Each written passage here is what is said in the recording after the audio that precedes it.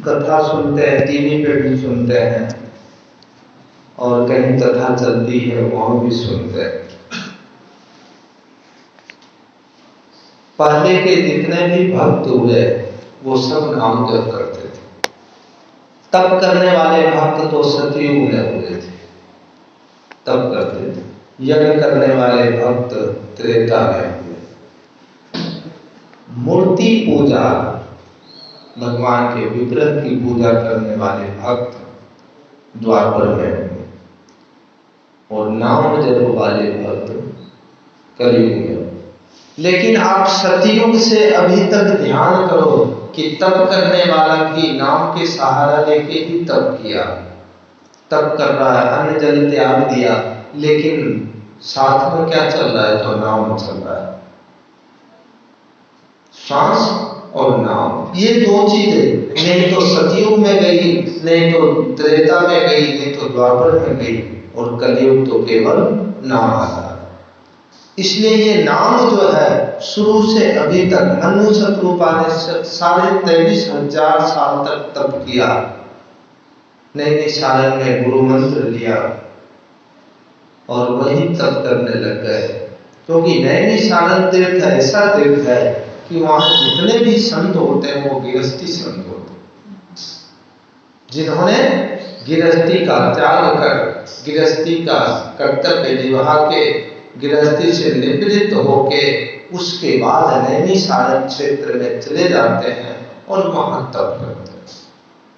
88,000 ऋषियों की जो आप कथा सुनते हैं वो सभी गृहस्थी ऋषि हैं, वो कोई बाल ब्रह्मचारी नहीं है। किसी भी शास्त्र में ऐसा वर्णन नहीं आया कि वो बाल ब्रह्मचारी। बाल ब्रह्मचारी सूत जी महाराज जो उनको कथा सुना रहे हैं। तो सभी गृहस्थी संत जब घर परिवार त्याग करके संन्यास धर्म धारण करते हैं तो वैसे जगह चले जाते। मनु शतरूपा ने भी 23,500 साल तक अखंड तप किया। ओम नमो भगवते वासुदेवाय। बिना नाम के तप कैसे करोगे आप? लोग कहते हैं मैं सगुनी हूं, मैं निर्गुणी हूं, तो सगुनी को भी नाम चाहिए, निर्गुणी को भी नाम चाहिए। जब तक नाम नहीं हो तो तुम निर्गुणी कैसे हो गए? जब तक नाम नहीं मिलेगा तो तुम सगुनी कैसे हो जाओगे? अभी अपने धर्म में ये थोड़ी सी चलती है रगड़ा, मैं तो निर्गुण हूं, मैं तो मूर्ति पूजा मानू, मैं तो सगुनी, मैं तो निर्गुण नहीं मानू। अब ये क्या अज्ञानता बस होता है। ये ज्ञानी लोग नहीं है, अज्ञानी लोग हैं, मूढ़ हैं। क्योंकि निर्गुण सगुण दोनों उसकी ही तो है, उसके गुण की तो हम चर्चा कर रहे हैं। निर्गुण हो या सगुण हो, हमारे अंतर आत्मा में जो प्रकट हो गया वो रूप उसका है। तो मनु शतरूपा ने जब तपस्या की तो नाम के आधार पे ही परमात्मा को प्राप्त किया और प्राप्त करके मुक्ति नहीं मांगा उन्होंने ये भी कहा कि आपके चरणों की भक्ति मिल जाए और आपके भजन, जब जब मैं जितना जन्म लूं हर जन्म भजन मिले मुझको। भगवान ने तथास्तु कर दी। और वही इधर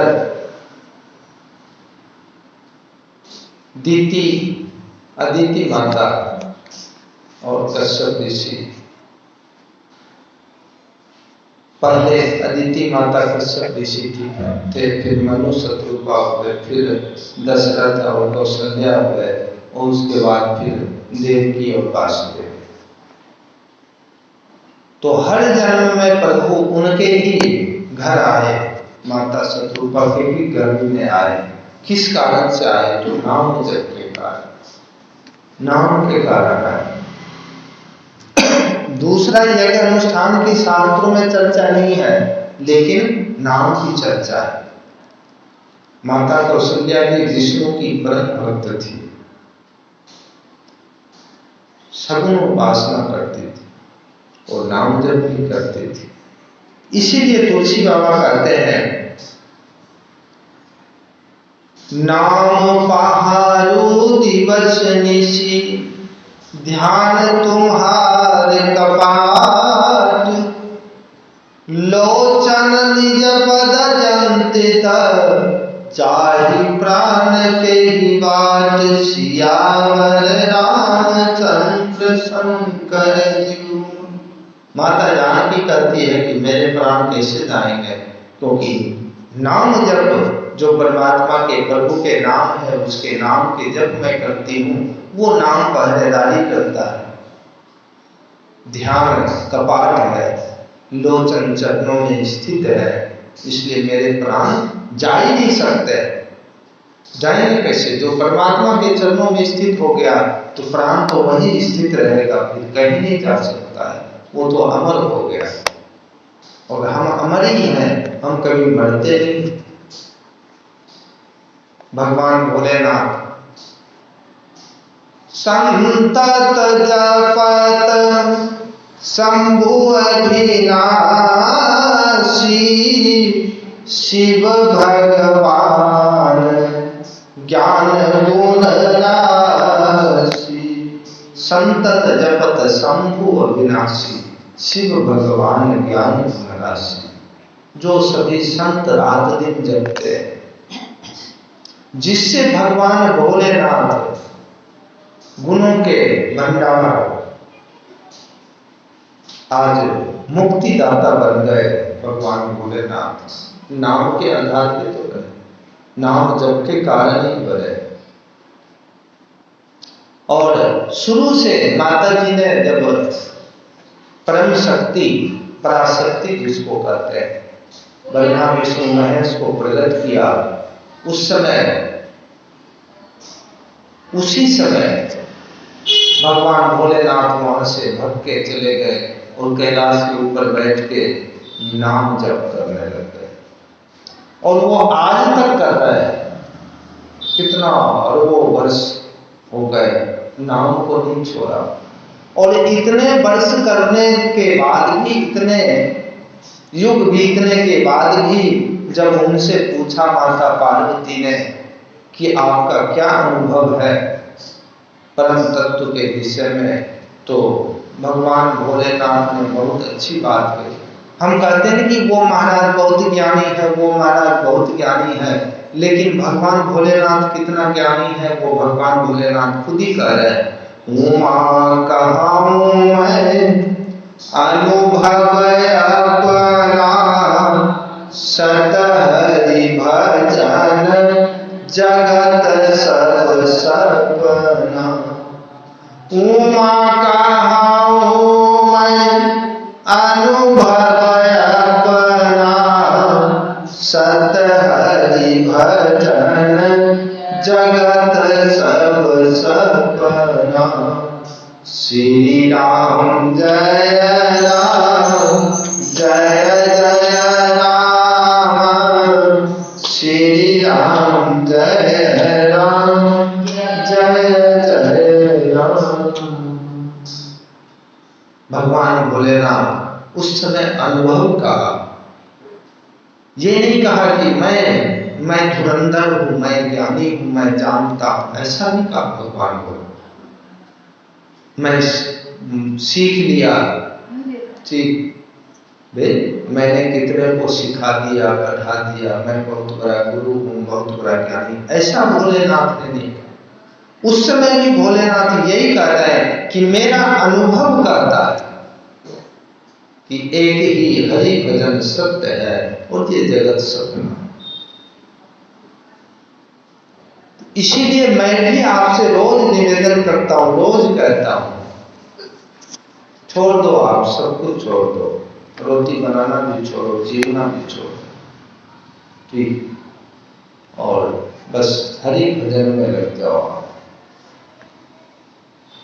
जो भजन करेगा उसको भोजन की कमी नहीं आएगी। एक बाई थी, वो भजन करती थी, रात दिन भजन करती थी, कभी उसके भोजन में कमी नहीं आता था, उसके कमाने वाले कोई थे ही नहीं। एक बार गुरु नानक देव जी सत्संग कर रहे थे। गुरु नानक देव जी की अभी जयंती आई थी 2-3 दिन पहले। सिख के प्रथम गुरु हैं गुरु नानक देव जी। अपने सनातन धर्म ही है उनकी, कोई अलग धर्म नहीं है, सिर्फ थोड़ी सी पूजा पद्धति अलग हो गई। जैसे जैन धर्म है तो कोई अलग धर्म नहीं है, पूजा पद्धति अलग है। गुरुदेव सत्संग कर रहे हैं, सत्संग के समय एक भक्त आया, दर्शन किया और दीक्षा चरणामृत लेकर वापस जाने लगे। गुरुदेव ने कहा सत्संग चल रही है, सत्संग सुन लो। उसने कहा गुरुदेव समय नहीं है, फिर समय मिलेगा तो मैं सत्संग सुनूंगा, घर पे बच्चे बीमार हैं, बहुत अर्जेंट काम। गुरुदेव ने कहा इसको पकड़ के उस कमरे में बंद कर दो, इसको पकड़ के बहुत अर्जेंट में है ना, इसके हाथ पैर बांधो और उस कमरे में बंद कर दो। 6 महीने तक नहीं खोलना इसको। कितना दिन? 6 महीने तक नहीं खोलना। सुबह शाम इसको भोजन देना, संदास के लिए एक आदमी पकड़ के ले जाना। गुरुदेव की आज्ञा हुई, सेवादार सेवा में लग गया। अब तुम्हारे बच्चे बीमार थे, वो कहाँ गए? तुम बहुत अर्जेंट में थे, वो कहाँ गए? 6 महीने बाद गुरुदेव ने उसको छोड़ दिया, बोला जाओ तुम घर चला जाओ। अब जब वो दवाई लेके वापस नहीं आया तो घरनी देख रही है वे बच्चे तो बहुत परेशान हो रहा है, दवाई लेके आया नहीं। वो बच्चे को छोड़ के गई, दवाई की दुकान से दवाई लेके आई, बच्चे स्वस्थ हो गए। अब वो बैठे बैठे रोटी बनाती थी और पट्टी घिसती थी, तो अब वो कुछ करने लग गई, ठीक कुछ धंधा उद्योग करने लग गई। और फिर 2 ही तो रह गए माँ बेटे, उतना कर लेती थी, खेती वगैरह, उससे दाल रोटी चल रहा, किसी बात की कमी नहीं थी। अब ये यहाँ से निकला, 6 महीने सत्संग सुना, तो इसके जो अंतरात्मा थे वो निर्मल हो गए। गया घर, देखा तो सब आनंद है, मेरी जरूरत ही नहीं, झूठे हम मर रहे हैं, हाँ हाँ हाँ, छाती फूट रहे, झूठे फूट रहे, अरे अनर्थ हो जाए, ये देखो समय हो गई, घर में तो आओ। अब जब वहां गए तो सारी कथा सुनाई उसने अपनी पत्नी से, कहा गुरुदेव की बड़ी कृपा हुई, मैं भी आपकी सेवा से ही पल रही थी, आज मैं समर्थ हो गई। मैं खुद, देखो हम किसी के भी सेवा ले रहे हैं तो हम माथे कर्जे कर रहे हैं, उधार कर रहे हैं। आज हमारा लड़का कमा के हमको खिला रहा है, अगले जन्म में हम लड़का बन के उसके घर आएंगे, फिर हम कमा के खिलाएंगे। ये मान लो परंपरा कितने दिन तक चलेगा? इस परंपरा से जब हम नहीं छूटेंगे तो हमारी मुक्ति कैसे होगी? जब तक आपके माथे कुछ रहेगा तो आप मुक्त नहीं हो सकते हो, बार बार जन्म लेना पड़ेगा। इसीलिए शरीर की संयम इसीलिए बताई गई कि शरीर ऐसा रखो आप कि अंत समय तक आप खुद शरीर को निभा सको, किसी की सेवा लेने की जरूरत नहीं पड़े। अब यहाँ तो भाई बिंदनी आते ही प्रथा समझाते हुए पैर दबाना पड़ेगा, हाथ दबाना पड़ेगा, बर्तन मांगना पड़ेगा, ठीक, सुबह शाम ये करना पड़ेगा, वो करना। अब ये समाज के नियम है, समाज के मर्यादा है, समाज के स्तर पे ठीक है, लेकिन जब हम अध्यात्म में आते हैं तो फिर उससे हमको ऊपर उठना, क्योंकि जब तक उससे ऊपर नहीं उठो आप तो फिर इसको प्राप्त नहीं कर सकते। समाज अपने जगह बहुत अच्छा है, लेकिन जब हम सत्संगी हो गए तो उससे धीरे धीरे हम उसका विरोध भी नहीं कर सकते, क्योंकि वो उनका नियम है, हमारा नियम नहीं है, सत्संग का नियम नहीं है, वो गृहस्थी का नियम है। तो अब तो मेरी गृहस्थी पूरी होने में है, अब तो हम उस नियम से ऊपर उठे कि उसी नियम में बंधे रहे। मान लो कि वो इंजीनियरिंग की पढ़ाई करें और स्लेट और वो बर्ता लेके जाते हैं, आ ई उ लिखे, ऐसा तो नहीं। इंजीनियरिंग की जब पढ़ाई करते हैं तो उसमें पुस्तक अलग होती है, और पहले जब हम स्कूल में जाते हैं, स्कूल पहले दिन या साल भर तक, तो वो पहले तो क्या स्लेट पे लिखवाते थे चौक से, तो वो प्रारंभिक स्तर था, और अब जो है, अब तो हम समर्थ हो गए ना, अब तो हम उस तरह से जिएंगे। माया से ऊपर उठ के, क्योंकि ये माया बहुत ठगनी है, आपको ठग लेगी, इसलिए माया से ऊपर उठ के फिर आप चिंतन करें। चिंता नहीं करना है। माया के लिए हम रोज चिंता करते हैं, ये कैसे होगा, वो कैसे होगा, लेकिन परमात्मा के लिए चिंतन करना। तो माया से ऊपर उठ के हम नित्य चिंतन करें तो परमात्मा जरूर मिलेगा, उनकी कृपा हो जाएगी और हम भजन करने लग जाएंगे, भजन में मन लग जाएगा।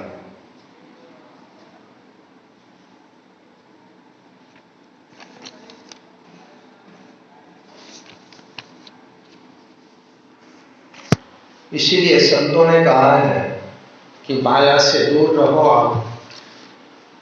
आई घड़ी मौत की तो टाले ना टलेगी, आई घड़ी मौत की तो टाले ना टलेगी, माया के दीवाने माया संग करती, माया के दीवाने माया संग करती।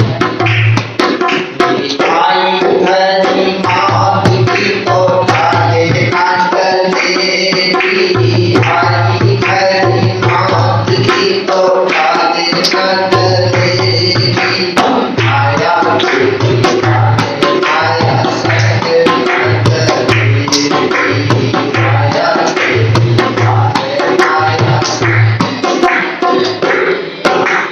भागा भागा पीरे बंदा धन ही के ध्यान में, भागा भागा पीरे बंदा धन ही के ध्यान में, चबूतरे दुकान या बाजार या मकान में, अंतर दुकान या बाजार या मकान में, माया में भुलाया माया, माया में भुलाया माया, तुझको चलेगी, माया में भुलाया माया, तुझको चलेगी, माया के दीवाने माया संग ना चलेगी, माया के दीवाने माया संग ना चलेगी, आई घड़ी मौत की तो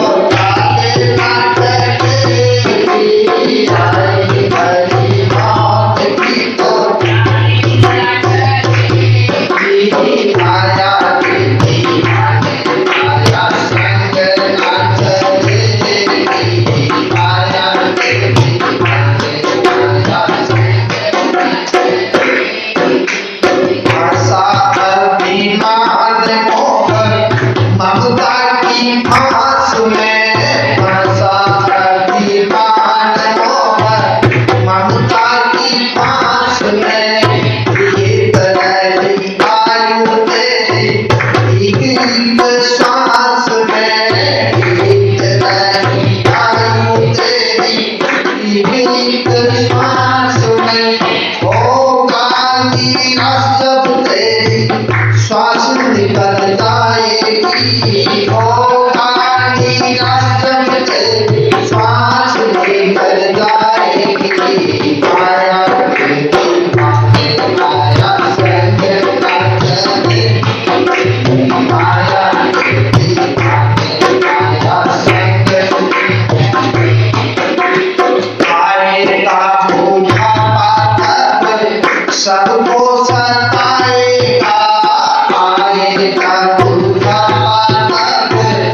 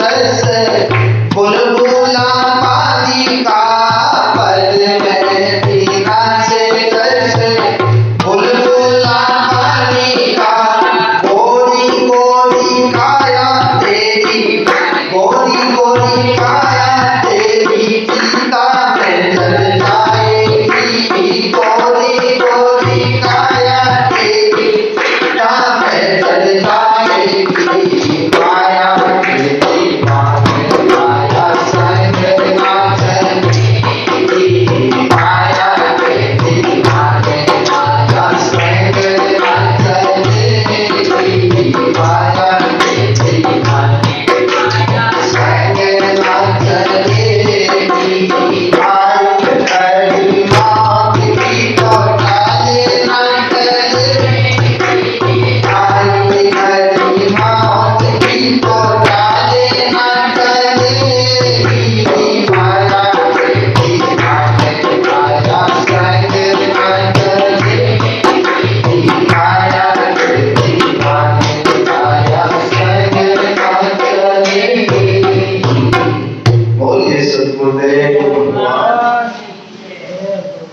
अब इसमें मेरी गलती बताओ, कितना अच्छे अच्छे शब्द चुन के कवि ने लिखा और मैंने आपको सुनाया सरल भाषा, फिर भी समझ में नहीं आवे तो फिर गलती नहीं तो चार गुजारात की है, नहीं तो मेरी। बोलिए चार गुजारात। माया के दीवाने माया संग न चलेगी, क्योंकि माया की संसार ये है, ये संसार माया की है, तो ये यहाँ से कहाँ जाएगी? कहीं नहीं जाएगी, ये तो यहीं रहेगी। हम इसकी लालसा किए बैठे हैं, सुख की चिंता में सभी सुख मिल जाता तो ठीक। अब देखो जब चैत वैशाख के महीना था ना, चैत वैशाख जेठ महीना, उसमें इतना अगर ठंडक हो हवा में, पंखे की हवा में, तो बहुत सुख महसूस करते थे। देखो तो कितना ठंडा। लेकिन यही हवा, वही पंखा है, वही मंदिर है, वही स्थान है, ठीक, आज दुख क्यों दे रहा है? उस समय हम सुख अनुभव कर रहे थे और आज दुख, और गला जाम हो जाए, छाती में कब हो जाएगा, खांसी चलने लगता है। जो आपको सुख दे रहा है, दुख भी वही देगा, ये शास्त्र का नियम है, क्योंकि एक सिक्के के दो पहलू, हर एक चीज के दो पहलू। सुख आया तो दुख आना ही है, और उसी से मिलेगा, कोई दूसरे से नहीं मिलेगा। इसीलिए तो आपको पहले भी मैंने बताया, आनंद का उल्टा कुछ नहीं होता है, सबका उल्टा है, सुख का दुख, ठीक, धनी का गरीबी, ठीक, सेठ के भिखमंगे, लेकिन आनंद का उल्टा नहीं होता। इसीलिए मेरे पड़ोस में रहते हैं। आनंद जब आपको प्राप्त हो जाएगा तो उसका विपरीत तो कुछ है ही, फिर तो आनंद ही आनंद है, फिर तो परम आनंद होगा। इसलिए हम उस परम आनंद की आशा किए, आनंद की खोज में चले, इस दुख की माया में क्यों उलझे हैं? एक कछुए की जैसे रहना तो इसी में, इसको छोड़ के हम घर छोड़ के जंगल में नहीं जा सकते। हमारा जो कर्तव्य कर्म है, विगति बसाना, सृष्टि करना, वो सब करेंगे। सृष्टि नहीं करेंगे तो संसार का नाश हो जाएगा, संसार कैसे चलेगा? इसलिए सृष्टि करना मेरा कर्तव्य है, ब्रह्मा जी ने इसलिए हमको बनाया। गृहस्थी बसाना हमारा कर्तव्य है, लेकिन गृहस्थी बसा के अब पेड़ लगा दी, पेड़ के नीचे बैठे रहो कि इसमें जो फल लगेगा और जो फल पकेगा तो मैं ही खाऊंगा, दूसरा कोई नहीं खाएगा, ऐसा थोड़ी होता। पेड़ लगाया कोई भी फल खाएगा, कोई भी छाया लेगा, लेकिन आज मैं वही कर रहा हूं जो पेड़ लगा के उसके नीचे बैठा हूं। अरे ये छाया तो मैं ही लूं, मैं गर्दन इधर नहीं हिलाऊं, ठीक, ये फल लगेगा तो मैं ही खाऊं। और बीच में ही वो बाज आता है, और बाज, पक्षी में बाज बहुत तेज होता है, बहुत बलशाली होता है, झपट लेता है, और वो आता है दूसरे घर से और वो झपट के फल खा जाता है, फिर उसी पेड़ के नीचे बैठ के रोते रहते हैं और मेरे छोरे को इतना पढ़ाया लिखाया सारे कुछ किया और वो देखो तो आई और वो सेठानी बन गई, मुझको धक्का मार दिया। गलती मेरी है कि मैंने उसमें आसक्ति की, मैंने उसमें मोह कर लिया, पेड़ लगा दिया, एक सत्कर्म कर दी, बात खत्म हो। बहुत से लोग पेड़ लगाते हैं, रोड के किनारे लगाते हैं, हजारों पेड़ लगी है और लगा ही रहे लोग, क्या उसके नीचे बैठे रहते? नहीं बैठना। हम तो पेड़ लगा के दूसरे के सुख के लिए लगा दी, कोई भी आनंद करे, हम तो राही हैं, हम तो राही हैं, आगे चले। बहुत लंबी यात्रा करनी है, मंजिल बहुत दूर है, हम उस मंजिल की आस में निकले, हर समय उसका ध्यान करें, इस माया से ऊपर। इसीलिए रहना तो हमको इसमें है, तो इसमें रह के लेकिन कछुए वाली जिंदगी जिए। कछुए को देखो, अभी 2 महीने तक वो पूरे शरीर को अंदर रख के पैक हो जाएगा, नहीं तो स्वेटर चाहिए, नहीं तो रजाई चाहिए उसको, क्योंकि उसके ऊपर ऐसा कवर है, ऐसा कवर बना रखा है जो अपने शरीर को समेट लेता है। जब भी दुख आया तो सिमट जाता है, सुख आया तो हाथ कर फैला देता है। लेकिन नहीं, हम एक बार सुख भोग कर लेते हैं तो उसी की उम्मीद लगाए बैठे रहते हैं, दुख में भी हाथ पैर फैलाते रहते हैं, फिर दुख और बढ़ जाता है। इसीलिए कछुए पानी में रखो तो भी रह जाता है, बाहर रखो तो भी रह जाता है। पानी में जलचर चीज खा लेता है, बाहर सूखी चीज खा लेता है।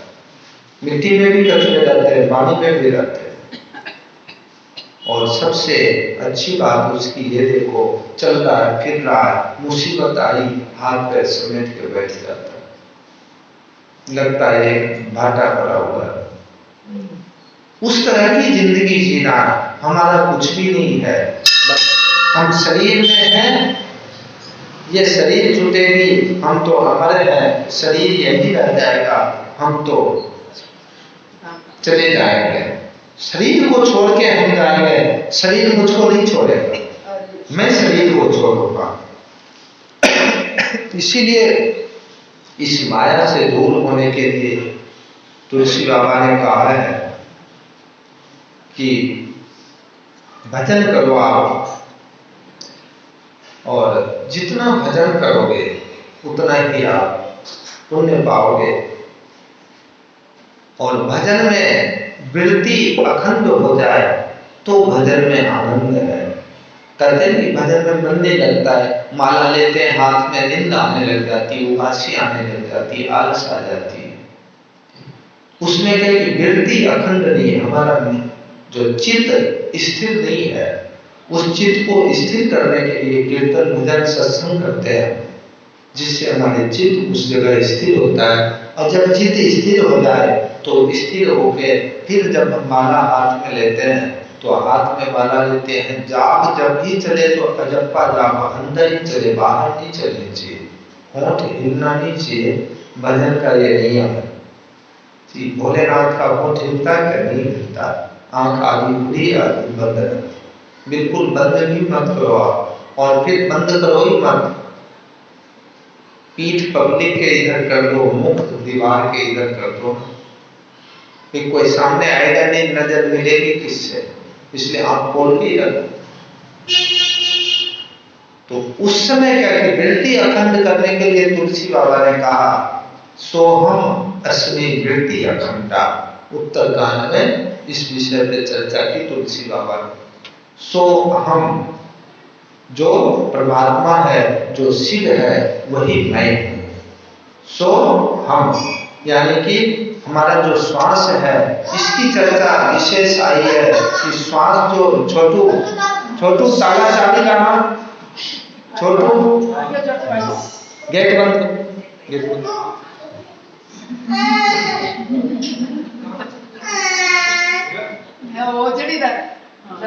बोले चार। तो हमारे श्वास जो चलते हैं ना, तो अंदर जाती है श्वास तो वो करता है सो, और बाहर आती है तो करता है हम, यानी कि सो हम। इसको अनुभव करना है हमको माला करते हुए या ध्यान में बैठते हुए। जिस दिन हम इसको अनुभव कर लेंगे कि हमारे अंदर ये आवाज आ रही है सो हम, सो हम, सो हम, जो वो है वही हम है, हम कोई अलग नहीं है, हम तो अमर है, हम कभी मर नहीं सकते हैं। मरेगा शरीर, कहते हैं माँ बाप बच्चे को कि मरे तुम्हारा दुश्मन, तो मरेगा मेरा दुश्मन, मैं क्यों मरूं, मैं तो अमर हूं, बोलिए चार गुजारना। इसीलिए देखिए हम खूब तीर्थ कर लिए, खूब त्रिवेणी स्नान कर ली, शिप्रा 13 महीने तक झेल ली, ठीक, हरिद्वार झेला, ऋषिकेश झेला, सब झेल ली हमने। लेकिन अब नाम को झेल लो, अब एक ही व्रत ले लो नाम का। अब क्योंकि हाथ पैर भी नहीं चलता है जो हरिद्वार झेल सको आप, राम का नाम झेल लो, इसलिए नाम का नाम झेल लो। और बस जब भी आप भजन करो तो स्थिर बैठ जाओ। कोशिश, दिन में बहुत डिस्टर्ब हो रही है, घर परिवार में गृहस्थी है होगी, छोड़ दो, दिन में खूब नींद निकालो, खूब घर में कोई सेवा देना दे दो और खूब नींद निकालो। रात में जब सब सो जाए तो चुपके से उठ जाओ और फिर पूरे रात भजन कर लो, कोई डिस्टर्ब नहीं करो जी। लेकिन नहीं, दिन में अब वो नींदनी की बातें कान लगा के सुनो तो वो तो नींदनी मारे झाड़ू से माथे पे भजन करने के लिए हमको इस सबसे दूर होना पड़ेगा तो ही संभव है भजन, और भजन ही एक उपाय है। तुलसी बाबा ने कहा है, कलयुग के विषय में तुलसी बाबा ने लिखा है, सुमुखगे सकली कपट हट दंभ द्वेष पाखंड मान मोह आदि मद व्यापी रहे ब्रह्मांड। सियावर रामचंद्र शंकर जी। तुलसी बाबा कहते हैं कि कलयुग में अनेक दोषों से परिपूर्ण इस दारुण कलयुग में कपट हठ दंभ द्वेष पाखंड वृथा अभिमान मद मोह काम आदि दोष सारे ब्रह्मांड में व्याप्त हो रहे, भरा हुआ है। बड़ी मुश्किल है बचना इससे, आप चाह के भी नहीं बच पाओगे, क्योंकि ये कलयुग के दूत हैं, कलयुग के दूत है, ये घूम रहे, चारों तरफ से घूम रहे। और फिर जो सत्कर्म में लगता है उसका तो दुश्मन बहुत सारे। पहला दुश्मन तो इंद्र है, जो भजन करने लगता है तो इंद्र चमक जाता है और डिस्टर्ब करता है। ब्रह्मा को भेजा था, विश्वामित्र के आदि भेजा था, ठीक, उसको तकलीफ हो जाती है, सबको दिक्कत देता है, तकलीफ हो जाती है कि कहीं ये इंद्र नहीं बनता है। जब ये एक राजा हुए थे, नाम स्मरण नहीं आ रही, भागवत में कथा आती है, वो यज्ञ यज्ञ कर रहे थे, 99 यज्ञ, हाँ पृथ्वी महाराज 99 यज्ञ हुई और इंद्र ने उनका घोड़ा चुरा के ऊपर ले जाके कहीं बांध दे छुपा के, कि अगर ये 100 यज्ञ कर लेगा तो मेरी कुर्सी हासिल कर। जबकि पृथ्वी महाराज खुद नारायण अवतार थे, उसके बाद भी इंद्र को विश्वास नहीं, मेरी कुर्सी चली जाएगी। जैसे अभी नेता लोग प्रधानमंत्री मुख्यमंत्री करते हैं अपने कुर्सी के लिए, तो वही इंद्र है। इसलिए जब आप भजन करोगे तो हजार झंझट आएंगे, हजार समस्या आएगी, और जैसे ही समस्या आवे, जैसे ही झंझट आवे, वैसे ही हनुमान जी के याद करो, जय जय जय हनुमान गोसाई कृपा कराओ गुरुदेव की नाई।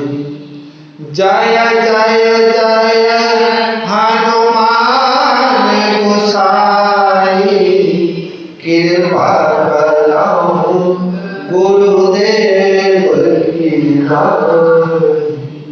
बहुत बड़ी कृपा है हनुमान जी महाराज। जब कभी कोई मार्ग नहीं दिखे तो हनुमान जी को याद कर लो, आप मार्ग दिख जाएगा। कोई भी संकट सम्मुख हो, हनुमान जी को याद कर लो, संकट टल जाए।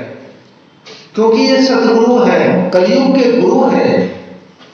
सृष्टि हुई थी उस समय गुरु हमारे भोलेनाथ थे, तीनों लोक के गुरु आदिदेव भोलेनाथ।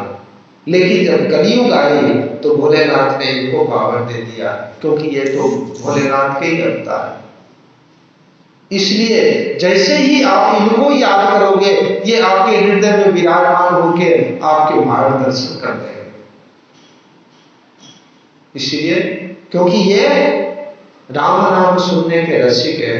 राम नाम सुनने को रसिया, राम लखन सीता मन बसिया। राम नाम के रसिया है, रसिक है। और अगर आप राम के भजन में लगते हो तो हनुमान जी महाराज आपकी मदद करेंगे, बहुत मदद करते हैं, हर समय मदद करते हैं। बड़ी कृपा है इनकी। और हम लोग अनुभव जो करते हैं वो बताते हैं आपको कि बड़ी मुसीबत, कभी कभी ऐसा लगता है कि अब क्या करें, अब तो हम बिल्कुल उलझ गए। देखो, आप लोग अपने घर में रहते हो, अपने शहर में हो, अपने गांव में हो, अपने देश में हो। हम कितना दूर हैं, 1800-1900 किलोमीटर घर से दूर रहते हैं। उसके बाद परिवार साथ में है, फिर बिना तनख्वाह की नौकरी है, सारी बात है। कौन चलाता है? हनुमान जी तो चलाते हैं। इनके पावर से तो चलते हैं, यही सहारा देते हैं। चल आगे चल, मैं हूं ना, मैं गदा लेके खड़ा हूं और ये गदा घुमाते रहते हैं, सारा काम चलता है। इसलिए जब कभी भी भजन के विषय में, आध्यात्म के विषय में या परिवार में ही कोई संकट आ जाए, झट से हनुमान जी को याद कर लो। कवन सो काज कठिन जग माही, जो नहीं होत तात सुध पाई। कौन से ऐसे कार्य है जो हनुमान जी महाराज को ज्ञान नहीं है? इनको सब ध्यान है, सब ये जानते हैं। इसलिए आप इनके शरण में आ जाए और आपका कल्याण हो जाएगा। भजन नहीं छोड़े, भजन हम रोज करें। आपके गुरु जी ने जो मंत्र दिया, उस मंत्र को रोज जाप करें। आप सारे मंत्र छोड़ दें, सभी देवता उसी में समाहित है। क्योंकि हम रोज बोलते हैं गुरु ब्रह्मा गुरु विष्णु गुरुदेव महेश्वर, गुरु साक्षात परम ब्रह्म। तो फिर गुरु ने जो मंत्र दिया वही ब्रह्मा का मंत्र है, वही विष्णु का मंत्र है, वही शिव का मंत्र है, वही ब्रह्म का मंत्र है। सारे मंत्र गुरु के मुख से शब्द निकलते ही वो मंत्र बन जाता है। और खूब भजन करें, अंतःकरण में चलने दें, क्योंकि ये संसार माया की है और ये माया बड़ी ठगनी है, आपको ठग लेगी। फिर जब जाओगे यमराज के पास तो यमराज गिनती गिनाएगा, फिर उस समय बोलोगे मैं तो चाय के चक्कर में वहां रुक गई थी। लेकिन वो चाय कितना नुकसान दिया, माया में फंसा दिया। इसलिए सब कुछ छोड़ के भजन के प्रति हम कट्टर हो जाए, सारे काम छोड़ दें और भजन करें। कहीं भी जाए भजन करने लगता है। क्या नरसिंह मेहता ने भजन छोड़ दी क्या तो माया भागने गए? किस जगह टिकाया उनको? नानी की सासू जी ने किस जगह रखाया? एक टूटे हुए पुराने मकान में जहां छत भी नहीं है, उस जगह भजन चल रही है। 16 जने हैं नरसिंह मेहता, 16 भजन कर रहे हैं। अब सुबह स्नान करना, उनको स्नान करना, सर्दी का मौसम है। उन्होंने बोला थोड़ा पानी गर्म कर देना।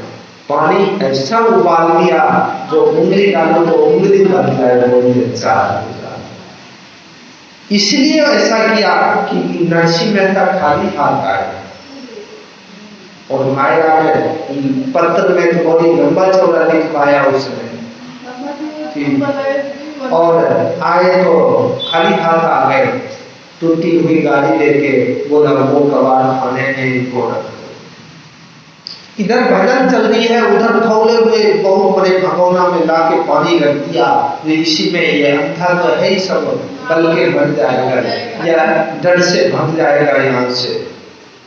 भजन चल रही है और भगवान ने ऐसी बारिश की कि सबके स्नान भी हो गए और वो पानी भी ठंडा हो गया। बोलिए चार किसने किया? भगवान ने तो किया, वो भजन के कारण हुआ। नरसिंह मेहता ने कोई यज्ञ नहीं किया, कोई अनुष्ठान नहीं किया, सिर्फ एक ही कर्म किया था, 7 दिन तक अखंड व्रत रखा। 7 दिन तक अखंड व्रत रखा। किस समय? जब भाभी ने थोड़ी सी ताना कसती और वो घर छोड़ के बाहर और शिव मंदिर पे आके जंगल में सो गए और सोए तो सोए रह गए 7 दिन तक। भगवान भोलेनाथ ने कहा कि ये तो अन्याय है, भाई किसी के घर पे भी कोई आता है तो चाय पानी पूछते हैं, किसी के आश्रम में संत महात्मा जाते हैं चाय पानी पूछते हैं, ये तो मेरे यहाँ 7 दिन से भूखा प्यासा है। कोई चारभुजानाथ मंदिर होता तो भोग वगैरह भी आता, भोलेनाथ को क्या आता है? 1 लोटा खारा जल माथे पे पूर दो, 1 बिलपत्र रख दो और क्या। भगवान भोलेनाथ 7 दिन में प्रकट हो गए। ये नरसिंह मेहता का अखंड व्रत था और उसके बाद उसने भोलेनाथ के प्रेरणा से भजन को अपना लिया और जिंदगी भर भजन किया और नरसिंह मेहता का उद्धार हो गया। इसीलिए हम कभी भी भजन को नहीं छोड़े। सब कुछ छूट जाए, दुनिया छूट जाए, पति छूट जाए, बच्चे छूट जाए, भजन नहीं छूटना चाहिए। गुरु भी छूटेगा तो गुरु हमारे उतने समय के लिए होते हैं जिस समय हमको उपदेश करते हैं। उसके बाद अगर शरीर में गुरु है तो उनके प्रति कभी मोह नहीं करना चाहिए। जैसा कभी भी उनमें भी आसक्त नहीं होना। भगवान ने तो गीता में कहा, अर्जुन मेरे प्रति भी आसक्त नहीं होना। अगर तुम सोचो कि परमात्मा पाने के लिए मैं भजन कर रहा हूं तो परमात्मा कभी नहीं मिलेगा। तुम तो निस्वार्थ भाव से भजन करो, जरूर तुम्हारे मुक्ति होगी और तुम इस लोक से पार हो जाओ। जैसे इसीलिए हम भजन तन्मयता से करें और अखंड विश्वास के साथ करें। हम जैसे कहीं जाते हैं, मान लो गांव जाते हैं, शादी में जाते हैं, वहां भी एक साथ बैठ के भजन कर सकते हैं, कोई जरूरी नहीं। शादी में भी देखो कितनी अच्छी व्यवस्था भजन करने की। शादी में सब में लगे रहते हैं, आप कहीं एकांत या वो उसके छत पे बैठ जाओ, कोई पूछने नहीं आवे, चाय पूछने नहीं आवे, ठीक। तो वहां पे एक माहौल ऐसा होता है कि दिखे तो पूछे, बाकी नहीं दिखो तो कोई नहीं पूछे। 3 दिन शादी निपट जाएगी, फिर जब वहां से वो धर्मशाला खाली करेंगे ना, जब ही आपको पूछेंगे, बाकी नहीं पूछेंगे। फिर भजन करने कहाँ दिक्कत है? हम तो बहाना करते हैं कि शादी में गए इसलिए भजन नहीं होनी, ठीक। भजन आप फिर शादी में आप जाओ, वहां दर्शन किया, सबको दर्शन दिखाया, हाँ भाई आ गए। उसके बाद अपनी दिनचर्या में लग जाओ। वो लग रहे उनके सारे काम फिक्स है, हर जगह आदमी लगा हुआ है, वो कर लेगा, हमको झाड़ू पोछा थोड़ी करना।